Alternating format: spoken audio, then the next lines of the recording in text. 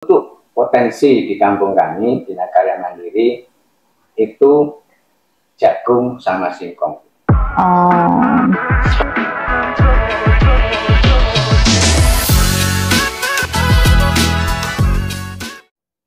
Halo Sobat Adiaksa dan sahabat kampung, tugas jaksa itu bukan sebagai sebatas penuntut umum atau penyidik aja ya. Banyak yang belum tahu, kejaksaan juga punya kewenangan lain yang nggak kalah penting, yaitu meningkatkan pemahaman hukum, mencegah tindak pidana korupsi, menciptakan suasana yang mendukung pembangunan, dan mengamankan jalannya pembangunan di daerah. Nah, salah satu inovasi kita adalah program Setalayan dan Setiongan. Di sini kita ngobrol santai, tapi juga serius soal pengelolaan dana desa, pembangunan kampung, BUMDes, UMKM, sampai strategi biar kampung makin mandiri. Jadi nggak kaku. Yuk langsung aja kita ngobrol bersama Bapak Mujtarom, selaku Kepala Kampung Bina Karya Mandiri. Oke, biar yang nonton pada tahu, boleh dijelasin nih Pak, Kampung Bina Karya Mandiri ini seperti apa sih? Wilayahnya, luas wilayahnya, warganya, kemudian potensi andalan yang ada di kampung ini. Ya, terima kasih Bu. Sebelumnya, Assalamualaikum warahmatullahi wabarakatuh. Selamat sore, salam sejahtera bagi kita semua. Tapi pun tidak dengan pulau. Saya di sini ingin menyampaikan sedikit profil dari Kampung Bina Karya Mandiri. Jadi Kampung Bina Karya Mandiri ini Bu, mekar tahun bulan 4 tanggal 20 2015.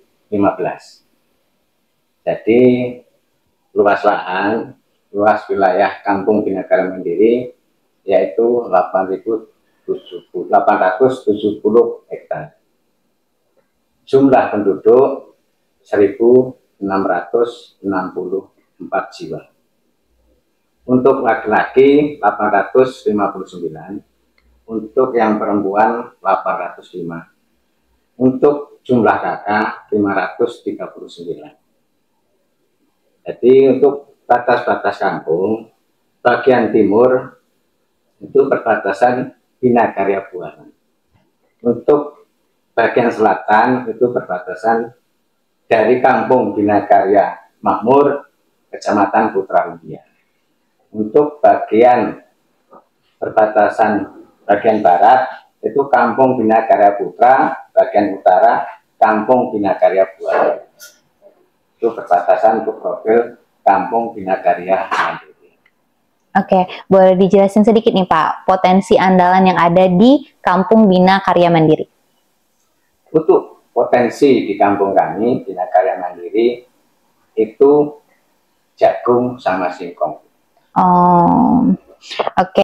Kalau kita berbicara tentang dana desa nih Pak, biasanya kan ini part yang bagian paling ditunggu-tunggu. Kalau boleh tahu nih Pak, untuk Kampung Bina Karya Mandiri, total dana desa yang diterima per tahunnya itu berapa Pak? Jadi di sini ada uraian Bu. Untuk 2025 itu untuk DD itu 822.834.000. Untuk ADK 451.557, untuk BHP 39.833 sekian. Total dana masuk di kampung kami itu 1.313.20 sekian. Berarti 1,3 ya Pak. Untuk total dari 1,3 itu pembangunan fisik kayak jalan atau jembatan itu berapa persen sih Pak? Untuk pembangunan itu 477 sekian. 477. Jadi di sini ada bidang penyelenggaraan pemerintah kampung untuk bidang pembangunan desa, pembinaan kemasyarakatan,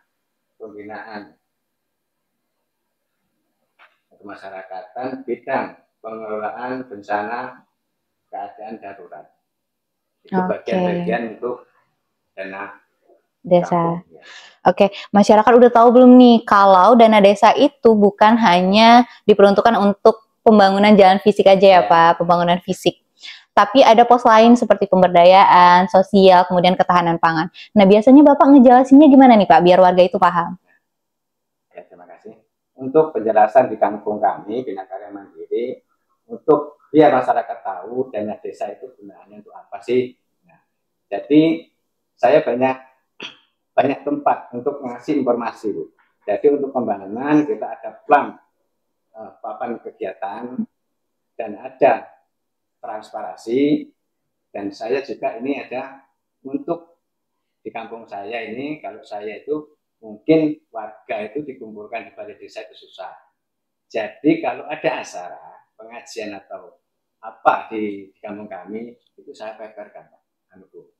Jadi di situ masyarakat kegunaan dana kampung itu untuk apa itu jelas di situ. Jadi dijelaskan secara transparan ya Pak. Transparan. Oke. Nah, tidak jarang kita ketemu nih Pak, jalan yang rusak. Nah, biasanya jalan yang rusak ini statusnya jalan kampung, jalan kabupaten, atau jalan provinsi, Pak? Alhamdulillah Bu, ini tempat saya di Bina Karya Mandiri ini memang wilayahnya sangat kecil Bu. Jadi di Kecamatan Lumba itu Kampung Bina Karya Mandiri untuk wilayahnya itu sangat kecil. Itu untuk jalan kabupaten di Kampung Bina Karya Mandiri ini cuma 2 kilo. Nah, di 2 kilo itu alhamdulillah itu sudah ada bantuan dari kabupaten dulu sudah di aspal, jadi tinggal 1 kilo itu Bu, yang itu agak jelek lah, tapi harapan saya yang mudah-mudahan seperti perbaiki. Berarti statusnya jalan pemerintah kabupaten ya Pak? Oke, ada harapan nggak sih Pak buat Bapak, buat pemerintah kabupaten agar jalan yang 1 kilo ini segera diperbaiki? Karena memang mengingat jalan ini kan sebagai akomodasi transportasi yang sangat berguna, yang sangat penting bagi masyarakat. Apa pesannya Pak? Ya, pesannya ya cepat diperhatikan lah untuk jalan kabupaten, walaupun cuma sekilo itu sangat menunjang ekonomi dari warga Kampung Bina Karya Mandiri. Oke, mudah-mudahan dapat didengar dan segera ditindaklanjuti untuk jalan rusak ini. Kemudian untuk BUMDes nih Pak, BUMDes ini kan bisa kita kenal sebagai mesin ekonominya kampung.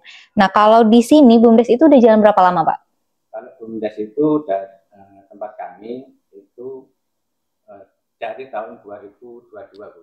Sampai sekarang itu nyampe 2024 itu BUMDes ini buat usaha drilling. Drilling. Nah, sekarang itu macet tuh. Karena mungkin kuota nggak bisa memenuhi, itu alatnya diambil.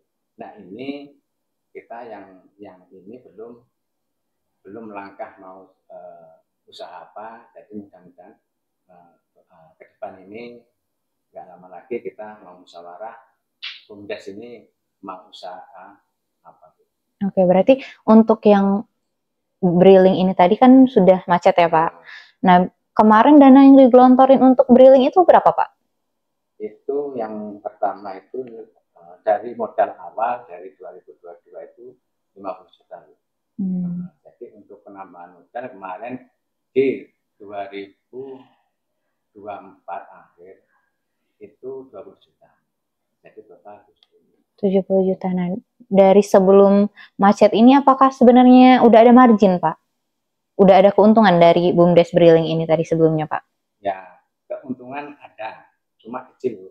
Oh, berarti belum balik modal ya, Pak? Oke. Berarti bisa dikatakan masih butuh suntikan dana atau memang mau dialihkan ke usaha BUMDes lain, Pak? Ya, ini rencana kita ini sudah mau mengadakan musyawarah. Mungkin kalau di kampung kami potensi yang paling menunjang untuk kampung, kemajuan kampung itu mungkin di pertanian ataupun peternakan. Oke, kalau kita tadi berbicara tentang BUMDes, sekarang kita berbicara tentang UMKM nih Pak. Kan UMKM itu jadi andalan lah di kampung. Bisa nggak sih Pak kalau UMKM ini kita arahkan ke BUMDes agar pendapatannya menjadi pendapatan asli kampung Pak? Kalau di kampung kami itu ada UMKM itu perorangan. Jadi mungkin kalau diarahkan ke BUMDes itu itu sangat sulit. Oh.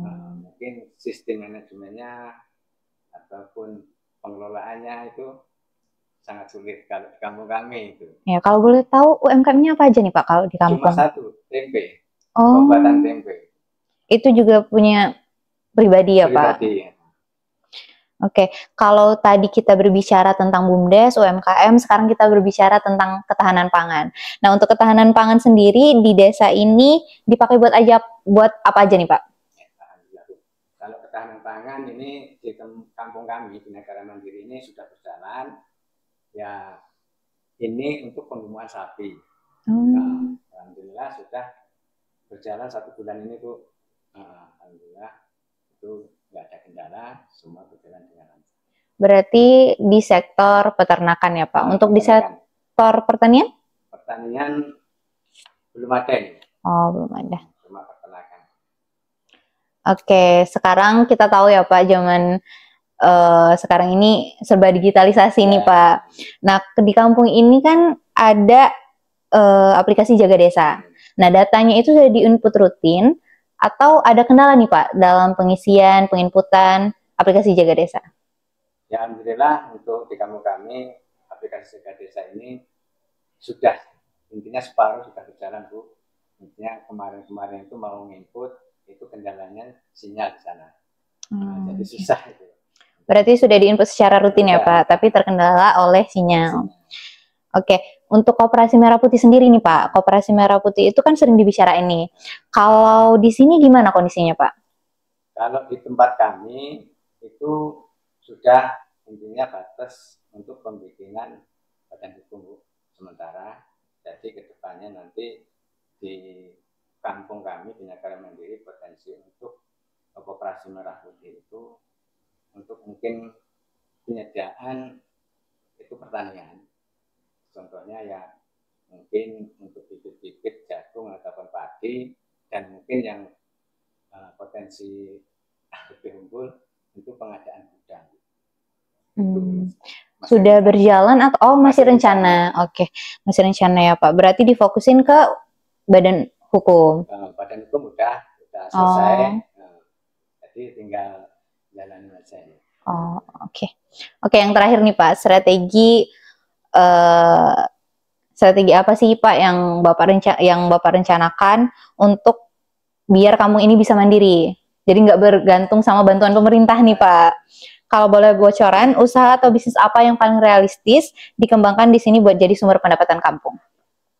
Ya mungkin untuk pemikiran saya di kampung kami itu khususnya itu petani semua Bu.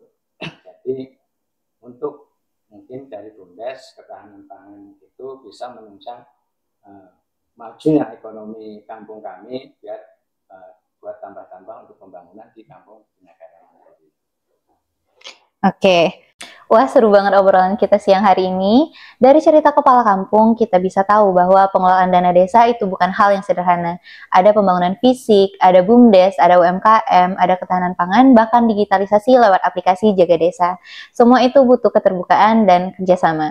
Podcast Setawayan dan Setiongan ini hadir sebagai dialog transparan yang bertujuan agar masyarakat tahu, mengawasi, dan ikut serta. Karena dengan transparansi, kita dapat mencegah penyimpangan dan tindak pidana korupsi sejak awal. Dan ingat, kejaksaan gak cuma berbicara di atas meja. Kita akan turun langsung ke lapangan, mengecek kondisi kampung, berbicara dengan warga, bahkan keliling ke OPD, organisasi masyarakat, LSM, dan komunitas. Kita akan mengecek langsung perannya masing-masing dalam membangun Lampung Tengah. Mari sama-sama kita berkolaborasi, gotong royong, dan menjaga integritas supaya kampung semakin maju dan Lampung Tengah menjadi daerah yang makin mandiri dan kuat. Sampai ketemu lagi di episode berikutnya. Tetap semangat, tetap transparan, dan jangan lupa bahagia. Sekian tanya jawab saya dengan Bapak Mustarom. Kami akhiri, wabillahi taufiq wal hidayah. Wassalamualaikum warahmatullahi wabarakatuh. Terima kasih ya Pak ya.